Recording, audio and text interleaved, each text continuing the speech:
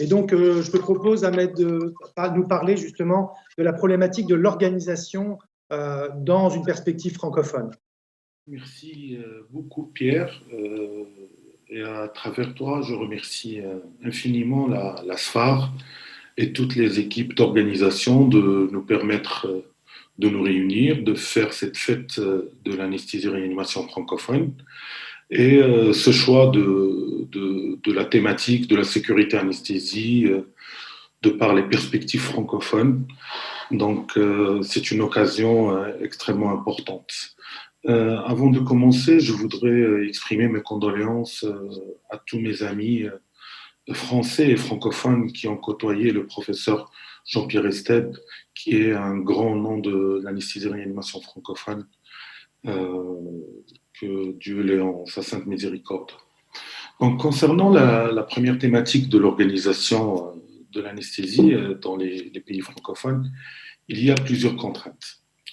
D'abord, l'anesthésie va subir la contrainte du système de santé dans les pays, que ce soit au niveau du financement et éventuellement ce qui est attribué à la santé en matière de PIB et de financement de la santé.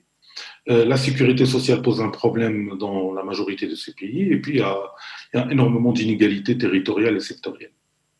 La sécurité en anesthésie se confronte aussi aux problèmes législatifs dans les différents pays, par rapport à la protection des patients, par rapport aux lois sur la responsabilité médicale. Et puis, il n'y a pas de texte spécifique à la sécurité anesthésique.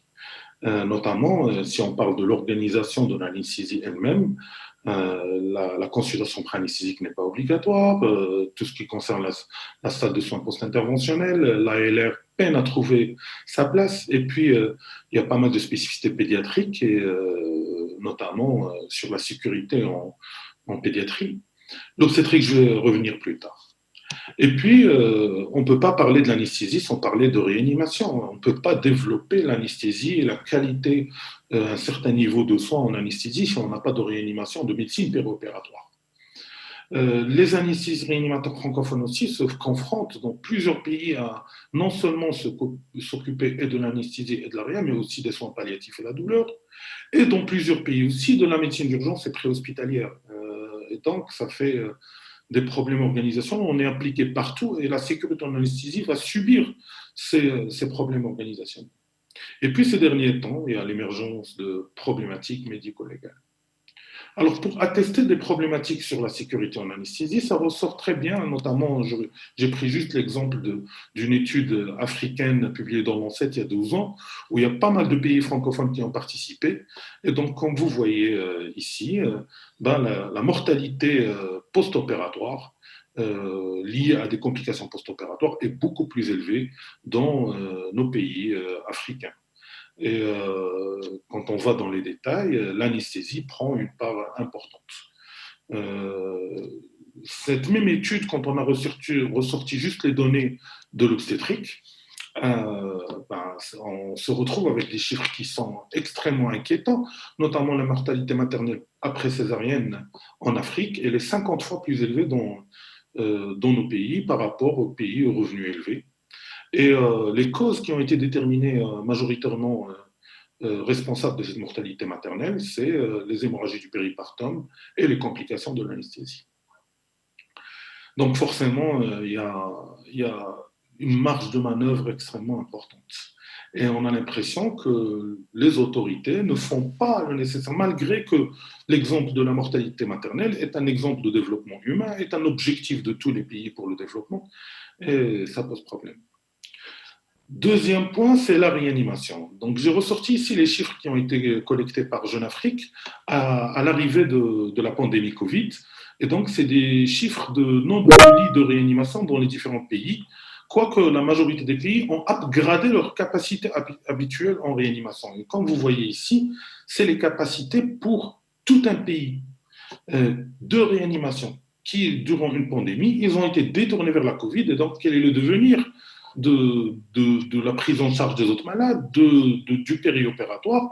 Donc forcément, vous réalisez qu'on ne peut pas parler de sécurité d'anesthésie si on a autant de problématiques d'organisation de la réanimation un petit peu partout. Et donc, dans ce cas-là, nous, anesthésistes réanimateurs dans les différents pays, on a essayé de prendre nos responsabilités, à l'image de ce que ça a été fait au niveau de la SMAR depuis des dizaines d'années, ce qui a poussé vers des textes législatifs. Et donc, au Maroc, par exemple, on a fait au départ des recommandations concernant la sécurité en anesthésie en 2008. Et puis, on a essayé de collaborer avec nos collègues maghrébins et on a publié un référentiel commun sur la sécurité en anesthésie qui a eu un impact très important, particulièrement en Algérie, par un texte de loi, mais ça ne concernait que les infirmiers anesthésistes. Et puis en Tunisie, une circulaire en 2015 pour l'organisation de l'activité anesthésique dans les établissements de santé, où tous les éléments dont j'ai parlé ont été soulevés. Le problème, c'est que... Et puis, le seul autre pays sur lequel je suis au courant qu'il y ait un texte de loi, c'est le Congo. Mais tous les autres pays, il n'y a rien par rapport à la spécificité législative sur la sécurité en anesthésie. Donc, nous, au Maroc, on a vu qu'on a fait tout ça. On a essayé, par exemple, d'établir d'autres référentiels. On a réactualisé ici, en 2016, les normes, les recommandations sur la sécurité en anesthésie, en se basant sur la déclaration des signes, que je vais revenir plus tard. Mais aussi, on a établi pour la première fois du norme en réanimation. Puis, en 2018, des recommandations sur la sédation hors bloc. Puis en 2019, on a adapté les recommandations françaises des examens pré-interventionnels pour pouvoir pousser les pouvoirs publics à faire des textes, à organiser la prise en charge, et puis aussi pour donner des moyens pour protection des collègues. Sur le plan international, on a adhéré à la déclaration de Helsinki. Donc, j'ai moi-même signé à Berlin en 2015 la déclaration de Helsinki, et puis on s'est organisé dans les pays africains francophones pour organiser une signature commune lors du congrès de l'ASMAR en 2016, avec 9 sociétés savantes africaines représentant 15 pays qui ont signé cette déclaration. On s'est dit, avec cette déclaration de Helsinki, on va aller faire un plaidoyer pour l'anesthésie réa. Et on a participé dans ce cadre-là, toutes les sociétés savantes, à avaliser les recommandations qui ont été rédigées par la WFSA et adoptées par l'OMS concernant les normes internationales pour une pratique sécuritaire de l'anesthésie, qui ont été publiées, où il y a beaucoup de choses sur l'organisation, notamment les niveaux de soins, et pour pousser les gouvernements à adopter, à changer les choses. Mais on se retrouve confronté à pas mal de problèmes, ça n'arrive pas à passer. C'est pour ça qu'on insiste sur la communication. On fait beaucoup de communication partout dans les pays. Les animateurs font de leur mieux pour améliorer les choses sur le plan organisationnel. Mais on profite de cette occasion-là pour encore parler de la communication et communiquer entre nous pour pouvoir améliorer la sécurité anesthésique dans nos pays. Merci beaucoup. Merci beaucoup, professeur El Hadib. Ahmed, ça suscite plusieurs questions. On sent quand même que les textes sont là au niveau international. Qu'est-ce qui fait qu'on a autant de difficultés finalement à les faire appliquer à un niveau national? Est-ce que c'est parce que c'est hétérogène? Est-ce que les approches sont différentes? Est-ce que les contraintes sont différentes?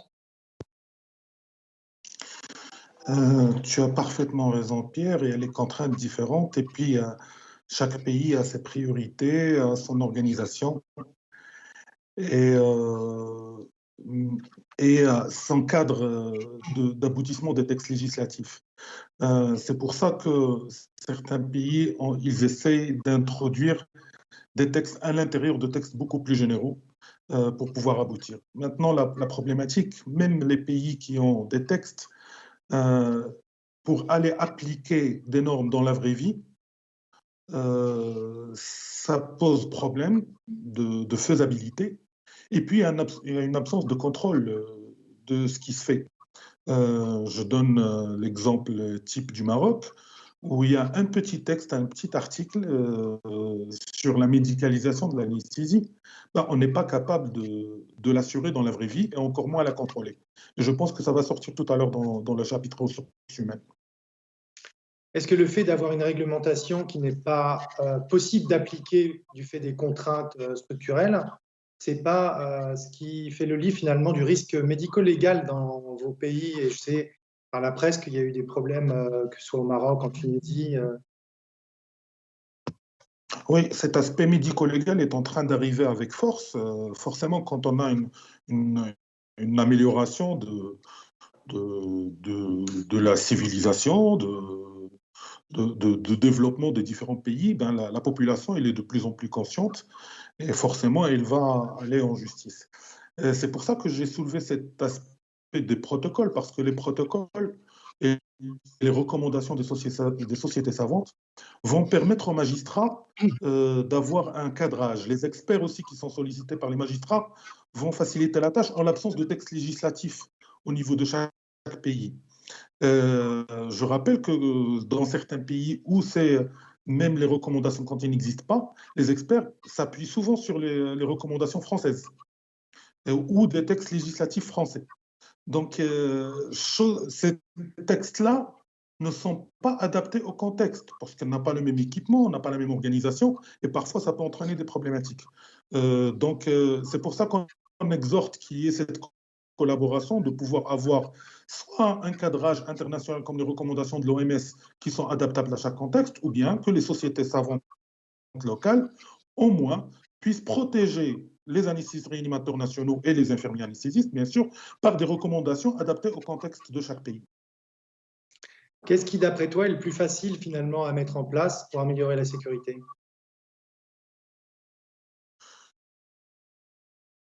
C'est une question difficile. Je pense il faut qu'il y ait des recommandations. Il faut que les sociétés savantes produisent. Moi, je suis quelqu'un qui est convaincu qu'il ne faut pas attendre que ça vienne d'en haut. Il faudrait qu'on fasse nos choses et on fasse le plaidoyer avec, et avec nos recommandations, qu'on puisse pousser à ce qu'on ait une place. Maintenant, c'est vrai qu'il y a tellement de priorités pour les gouvernements euh, que l'anesthésie pour eux peut être posée problème. Quoique la pandémie Covid, elle a changé la vision de tous les pays par rapport à notre métier. Donc, il faudra qu'on trouve la bonne place. Ouais. Est-ce que ça a aidé localement? Le fait d'avoir la pandémie, ça aide? Ça a aidé, ça va venir, ça a aidé sur le plan équipement. Ça a aidé à ce qu'il y ait une prise de conscience que le besoin en réanimation, en anesthésie-réanimation et en médecine d'urgence est quelque chose de capital pour nos pays, est quelque chose de capital pour la sécurité des patients, dans l'anesthésie, en dehors de l'anesthésie. Vous avez vu le nombre de lits de réa dans certains pays, et ils ne sont pas capables d'absorber si jamais il y a des vagues importantes. Heureusement que les chiffres ne sont pas extrêmement conséquents dans les différents pays, mais ils sont conscients. Maintenant, est-ce qu'après la pandémie, ça va se traduire sur la réalité? Je ne suis pas certain. Et j'ai une dernière question. Est-ce que tu penses, ça va être un leitmotiv, est-ce que tu penses que l'élaboration, le développement, la rédaction de protocoles, de procédures, de référentiels francophones pourrait améliorer? Parce que finalement, moi j'ai l'impression quand même que tu as présenté l'étude ASOS, c'est une étude qui est quand même gérée par des anglo-saxons. Enfin, c'est pas polémique du tout ce que je veux dire. Mais il y a beaucoup d'hôpitaux africains dedans. Oui, oui, oui. Mais justement, est-ce qu'il ne faut pas essayer de trouver une façon francophone de développer des référentiels sur l'organisation? Certainement, parce que dans les pays anglophones, il y a une structuration particulière, et puis nous, on a notre mentalité à la française. Et la majorité d'entre nous, ils ont été formés dans les hôpitaux français. On suit, la linguistique permet beaucoup de choses. Donc forcément, avec cette linguistique et cette francophonie, si on arrive à collaborer tous ensemble, avoir des échanges avec quelque chose de relativement commun qui ressemble à ce qui ressort sur les recommandations de la WFSA et l'OMS, et de pouvoir donner un cadrage qui pourrait être contextualisé par les réalités de chaque pays. Donc le collectif, il ne peut être que extrêmement bénéfique pour aller de l'avant.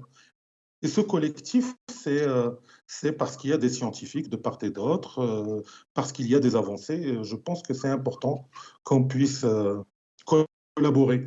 Mais aussi, via l'aura qu'a la France vis-à-vis des pays francophones, qu'il y ait un plaidoyer médiatique important et qui pousserait les gouvernements à faire changer les choses. Merci beaucoup. Je propose qu'on passe, et puis on rediscutera de toute manière de tous ces éléments-là pour les mettre, comme tu le dis, dans le contexte et ensemble.